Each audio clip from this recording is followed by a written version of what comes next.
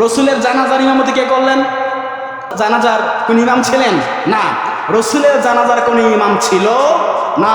যখন রসুল ইন্তেকাল করলেন তাকে কাপড় মোবারক দিয়ে ঢেকে রাখা হলো এবং সাহাবীরা দলে দলে যায়, 10 জন 20 জন 25 জন 100 জন করে যায় আর ঘরের মধ্যে জিয়ারত করে আসে। রসুলকে সালাম জানায়, আসসালামু আলাইকুম ইয়া রাসূলুল্লাহ, আসসালামু আলাইকুম হাবিব আল্লাহ। দরুদ ইব্রাহিম পাঠ করে রসুলকে এভাবে প্রত্যেকজন মানুষ এককভাবেই তারা জানাজার নামাজ আদায় করেন। ওই জানাজার কোনো ইমাম ছিল না, কারণ রসুলের জানাজার ইমামতি করার যোগ্যতা দুনিয়ার কোনো মানুষের নাই। আছে বলেন? আল্লাহ পাক এই জন্য রসুলের জানাজার কোনো ইমামতি রাখে নাই। প্রত্যেকে নিজ নিজভাবে রসুলকে গিয়ে জানাজায় তার জন্য দোয়া করছেন।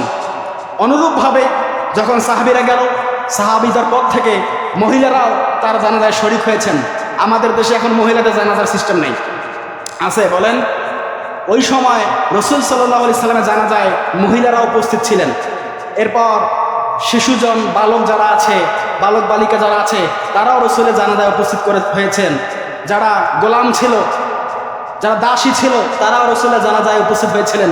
কিন্তু রসুলের জানাজার নামাজে কেউ ইমামতি করতে পারেন নাই। সম্মানিত হাজিরিন, ওই জানাজা আজকে থেকে শুরু হয় নাই, ওই জানাজা ওইখান থেকে শুরু হয়েছে।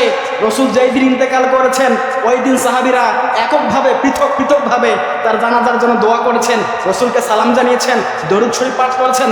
এখন পর্যন্ত আপনি গিয়ে দেখেন রসুলের রওজা মোবারকে যান, এখনো দেখবেন হাজী সাহেবরা ঘুরছে আর রসুলের জন্য দোয়া করছেন, আসসালামু আলাইকা রাসূলুল্লাহ, আসসালাতু আলাইকা হাবিবাল্লাহ বলে দরুদ শরীফ পাঠ করে আর রসুলের জন্য দোয়া করছে। ঠিক কিনা বলেন? এখন পর্যন্ত জানাজা বন্ধ আছে? এখন পর্যন্ত জানাজা বন্ধ নাই। জানাজা শব্দের শাব্দিক অর্থ হচ্ছে দোয়া। কি বলেন?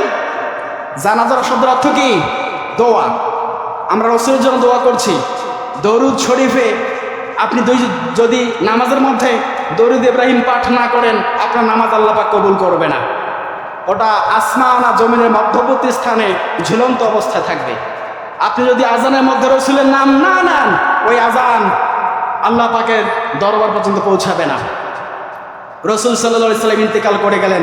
ইন্তেকালের পূর্বে রসুল একটা কথাই বলেছেন, ও আমার সাহাবীরা, ও আমার উম্মতেরা, আসসালাত আসসালাত ওয়া মা মালাকাত আইমানুকুম আসসালাত, তোমরা সালাত ছেড়ে দিও না, সালাত ছেড়ে দিও না, সালাত ছেড়ে দিও না। এই কথাটা রসুল 3 বার বলেছেন। এটা কি এমনি এমনি বললেন?